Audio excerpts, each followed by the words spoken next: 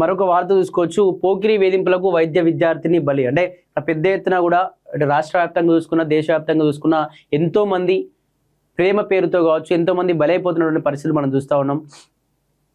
ప్రేమించి మోసం చేశాడని కొందరు, లేకపోతే నన్ను లైంగికంగా వేధించి నన్ను వదిలేశాడని చెప్పేసి కొందరు రకరకాలుగా మాట్లాడుతూ వస్తున్నటువంటి పరిస్థితులు చూస్తాం. ఎంతో మంది వాళ్ళ ఆవేదన తట్టుకోలేక ఎంతో మంది బలవన్మరణానికి పాల్పడుతున్నారు తెలుస్తాం. దీనికి సంబంధించి మరొక వార్త సంచలనంగా మారింది. పోకిరి వేధింపులకు వైద్య విద్యార్థిని బలి అంటూ కూడా లక్ష్మీ ప్రసన్న ప్లస్ ఇతను రామ్ చరణ్ గా ఫోటోలో చూస్తా ఉన్నాం. ప్రేమ పేరుతో ఏడాదిగా వెంటబడుతున్న యువకుడు ఉరేసుకుని ఆత్మహత్య చేసుకున్న బాధితురాలు. ఇది తెలిసి భయంతో ఆ యువకుడి బలవన్మరణం. నల్లగొండ జిల్లా మానుకుంట్ల గ్రామంలో విషాదం. వైద్య విద్యను పూర్తి చేసి డాక్టర్గా నిరుపేదలకు సేవలు చేయాలన్న తన ఆశయాన్ని చేరువలో నిలిచిన ఆ యువతి ఓ పోకిరి వేధింపులకు బలైంది. ప్రేమ పేరుతో అతడు అదే పనిగా వెంటబడుతుండటంతో తీవ్ర ఆవేదనకు గురై ఉరివేసుకుని ఆత్మహత్య చేసుకుంది. నల్లగొండ జిల్లా కట్టంగూర్ మండలం మనుకుంట్ల గ్రామంలో ఈ ఘటన జరిగింది. ఆ అమ్మాయి బలవన్మరణంతో తీవ్ర ఆందోళన చెందిన జులాయి కూడా ప్రాణాలు తీసుకున్నాడు. పోలీసులు బాధిత కుటుంబ సభ్యులు వెల్లడించిన వివరాల ప్రకారం మూనుకుంట్లకు చెందిన సుక్కర్ లింగయ్య యాదమ్మ దంపతులకు ముగ్గురు సంతానంలో లక్ష్మీ ప్రసన్న 21 సంవత్సరాలు, ఒకరు ఆమె సూర్యాపేట ప్రభుత్వ మెడికల్ కాలేజీలో MBBS ప్రథమ సంవత్సరం చదువుతున్నారు. లింగయ్య యాదమ్మలకు ఆ ముగ్గురు సంతానంలో ఒకరు లక్ష్మీ ప్రసన్న అంటే దాదాపు 21 సంవత్సరాలు ఉంటుంది. తను సూర్యాపేట ప్రభుత్వ మెడికల్ కాలేజీలో MBBS మొదటి సంవత్సరం ఫస్ట్ ఇయర్ చదువుతా ఉంది. రోజు గ్రామం నుంచి కాలేజీకి బస్సులో వెళ్ళి వస్తున్నారు. అదే గ్రామానికి చెందిన చిలుముల రామ్ చరణ్, ఇతను 25 సంవత్సరాలు ఉంటాడు. ఈ యువకుడు 10th దాకా చదివి పని పాట లేకుండా జులాయిగా తిరుగుతున్నాడు. ఏడాదిగా లక్ష్మీ ప్రసన్నను ప్రేమ పేరుతో వేధిస్తున్నాడు. విషయాన్ని లక్ష్మీ ప్రసన్న తన అక్కకు చెప్పుకొని బాధపడగా ఆమె వెళ్లి రామ్ చరణ్ను తీవ్రంగా మందలించింది.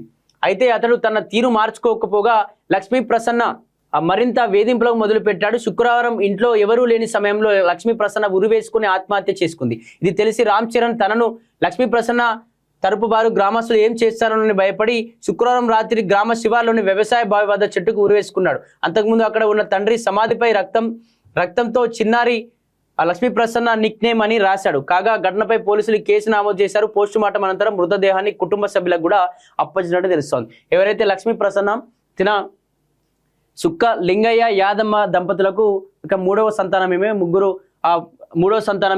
పేరు లక్ష్మీ ప్రసన్న. తిను MBBS సూర్యాపేట ప్రభుత్వ కాలేజీలో MBBS పూర్తి చేస్తుంది. మొదటి సంవత్సరం కూడా చదువుతా ఉంది. దీనికి సంబంధించి ఆమె రోజు బస్సులో వెళ్ళి వస్తుండేటువంటి క్రమంలో అదే విలేజ్ సంబంధించినటువంటి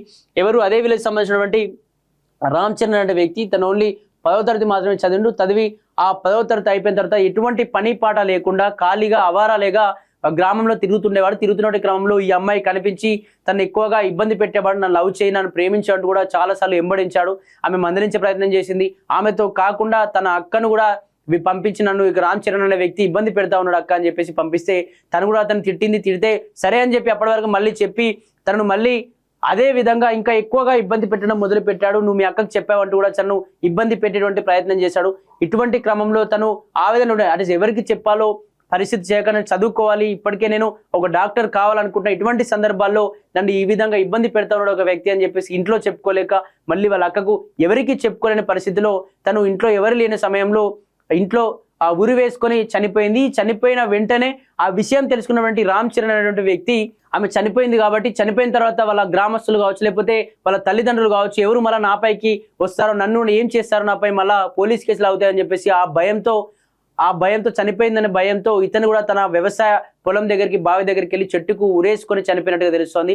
ఆ చనిపోయినటువంటి క్రమంలో చనిపోయిన ఇతని బాడీ దగ్గర కింద తన తండ్రి సమాధి ఉంటుంది. తన తండ్రి సమాధి పైన కూడా ఏదైతే ఈ అమ్మాయి లక్ష్మీ ప్రసన్న యొక్క నిక్ నేమ్ కూడా తన తండ్రి సమాధం పైన లిఖించినట్టుగా కూడా పోలీసులు గుర్తించారు. నిజంగా ఇటువంటి చాలా దుర్మార్గం.